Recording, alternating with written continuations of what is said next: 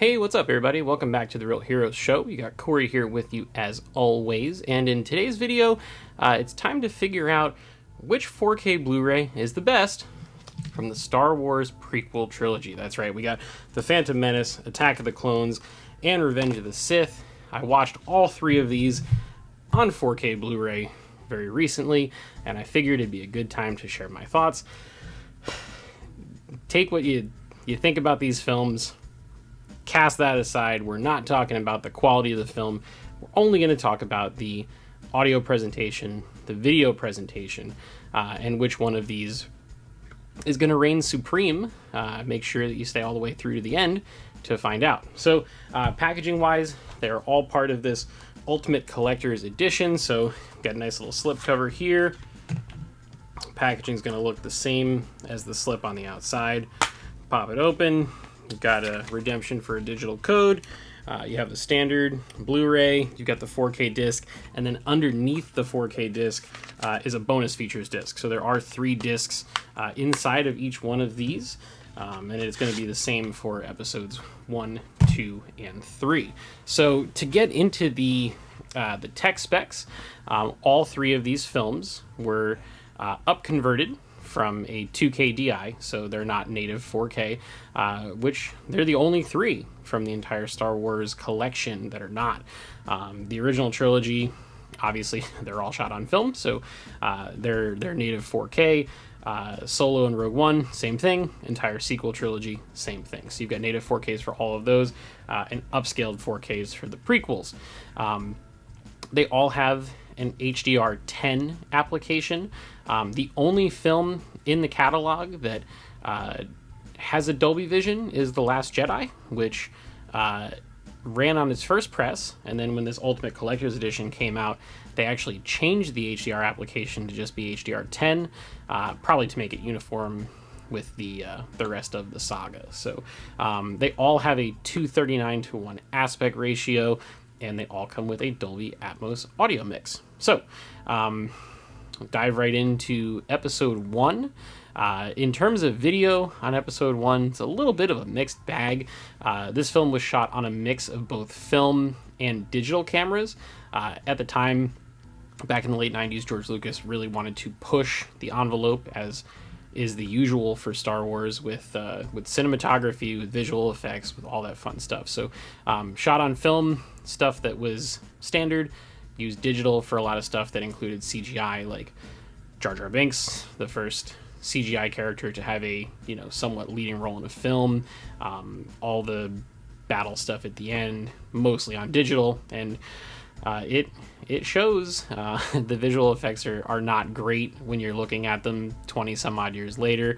The scenes that are shot on film definitely do look better than the digital ones, just because there's more data to pull from. However, it does seem like, and I don't know if this is from the old Fox Blu-ray days or if this is a new Disney transfer, but there seems to be a good deal of noise reduction applied to the film stuff. So some of it's a little bit smeared looking and a little bit muddy. It's not necessarily as sharp as some of the other ones that are shot on film, like the original trilogy and the sequels.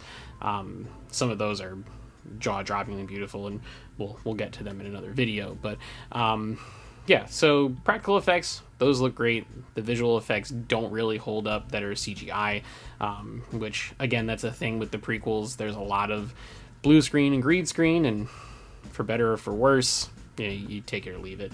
The other films mostly use practical effects when they can and only resort to CGI when needed, and I think they'll hold up somewhere down the road a little bit better than these do. So so for this one on the video, I think I'm going to give it a 6.5 out of 10. It's easily the best it's ever going to look when you're viewing it at home. I just don't think it stacks up to the other films necessarily in the Star Wars saga, and even maybe one of the other films in this prequel trilogy. So audio wise, definitely much more solid than the video. The Dolby Atmos track, it does require some volume adjustment as per the usual with Disney, but once you crank it up a little bit, it does sound pretty good. So the music is incredible. John Williams is the master. Duel of the Fates sounds incredible on your home theater off of this disc, which is fantastic. There are some very loud moments, but yet the dialogue remains clear all the way throughout, which is excellent. Standout moments in this disc are easily the final lightsaber battle between Darth Maul, Obi-Wan, and Qui-Gon, and then the ultimate is the pod racing. So much surround activity, great LFE usage. You get some effects from the top end on the height channels. That is pure reference. Those 5 or 10 minutes of pod racing. It sounds amazing, and for that, I'm going to give this one an 8.5 out of 10. So definitely better on the audio than on the video, which I think you'll notice will be a trend for all 3 of these films. So moving on to episode 2, Attack of the Clones. Video for me just didn't do it. This was the one of the first films in history to be filmed completely on digital. So George pushing the boundaries again, doing his thing. They used a Sony Cine Alta camera, and that camera maxes out at 1080p. So there is no additional data to pull from when you're comparing something to, like, say, The Empire Strikes Back, that was shot on film, that when you convert to 4K, there's a ton of data that you didn't know even existed before until this format came out. They were kind of handicapped with Attack of the Clones, and it shows. There's not a ton of contrast. It's a little flat looking. A lot of the blue screen and green screen stuff very much does not hold up. It looks very cartoony. I would even go as far as to say that the newer animated shows, like the final season of the Clone Wars and the Bad Batch, are rendering backgrounds and using light better than they did in this film. So 4K and HDR can only do so much. I don't think it really rescues this film, and I referenced back to a Blu-ray that I have of it and the Disney Plus stream, and they all just kind of looked almost the same. So I'm guessing if you are a nitpicker, you'll be able to see there are some things that are better about this disc than those other 2, but for me, it just wasn't terrific. So 6 out of 10 on the video. Audio, on the other hand, fantastic. Dialogue is crystal clear. You get a nice big test of your subwoofers right at the beginning when Padme's ship explodes when it lands on Coruscant, which is awesome. When Obi-Wan and Anakin are chasing Zam Wesell through Coruscant and they're flying through all the traffic in the sky, awesome. Great surround activity, stuff in the heights, base, really just awesome, almost demo worthy stuff in there. And then the final battle, when the Clone Wars officially start, and it's on Geonosis, and you just got like 30 lightsabers coming at battle droids, and the clone troopers are arriving from up top, and that's a awesome audio moment. Lightsaber fight at the end, first with Obi-Wan and Anakin against Dooku, and then when Yoda does his flippy thing, also sounds pretty great. Lightsabers are kind of traveling around the channels when Yoda's doing his thing. So for audio, going with a strong 8.5 out of 10 for that one. So we got a 6 out of 10, 8.5 out of 10 total, compared to a 6.5 and an 8.5 for the audio for episode 1. So they're pretty neck and neck, but then they are about to get unseated by the undisputed king of the prequel trilogy, which is episode 3, Revenge of the Sith. So video wise, this is easily the best of the 3. That fully digital presentation that we talked about came a long way from 2002 to 2005. The visual effects, the blue screen, all the work they do to make those environments look as real as possible, it is much more convincing.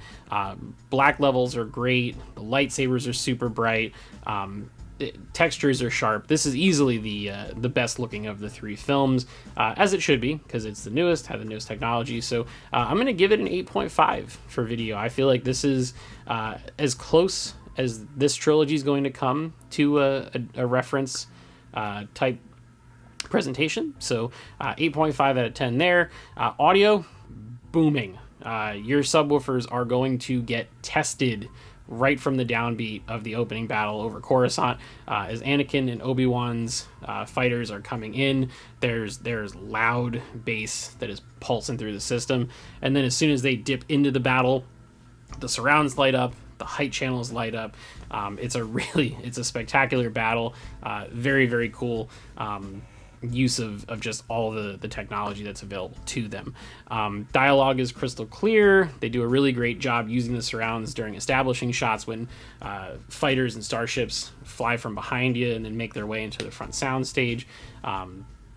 Anytime a lightsaber is used, it's just terrific. There's a nice level of LFE that comes along with those lightsabers, and when they clash, it's got a really crisp sound to it. So yeah, standout scenes, the opening battle on Coruscant, when Grievous and Obi-Wan fight on Utapau, and Grievous has 4 lightsabers at one time, and they're just whirling around your soundstage. That is an absolutely great time. And then all the atmosphere in Mustafar when Obi-Wan and Anakin are having their final duel is great. The John Williams score when it's cutting between Battle of the Heroes and Duel of the Fates during those 2 final lightsaber battles is also just a really great way to show people what 4K can do for you. So for audio on that one, I'm going to give that a 9 out of 10. Might be one of my favorite discs in the Star Wars saga.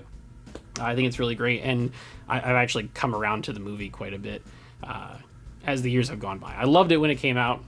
Kind of fell off on it for a minute there, but after Season 7 of the Clone Wars came out and kind of recontextualized some of this stuff, that movie whips a lot more ass in my opinion. So so you out of these 3, are they worth picking up?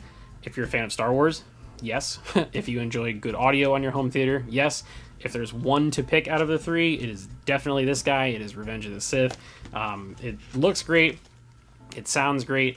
It is probably, in my opinion, the best film out of the prequels as well. So it is a slam dunk. You can catch these on sale from time to time, so just keep an eye out on either Best Buy or Amazon. They do come down to between $15 and $18 sometimes, and you can scoop up all 3. So that's going to do it for this video. I would love to hear from you guys. Drop us a comment below. Let me know what your favorite prequel trilogy movie is. Let me know if you've watched them on Disney Plus, an old DVD or Blu-ray from back in the day. If you own them on 4K, what do you think? If my assessment is wrong and I'm an idiot, tell me I'm an idiot. Drop me that comment and let me know. And if you want to support the channel, you can do so absolutely free of charge. All you have to do is like this video, subscribe to the channel if you haven't already, turn on your notifications, and share this video with your friends. We'll be back tomorrow. Marvel's What If premieres, so we will have a review of the first episode. And then we're also going to be covering the season finale of Star Wars The Bad Batch on Friday. So stay tuned for all of those things and so much more, and we'll see you guys in the next video.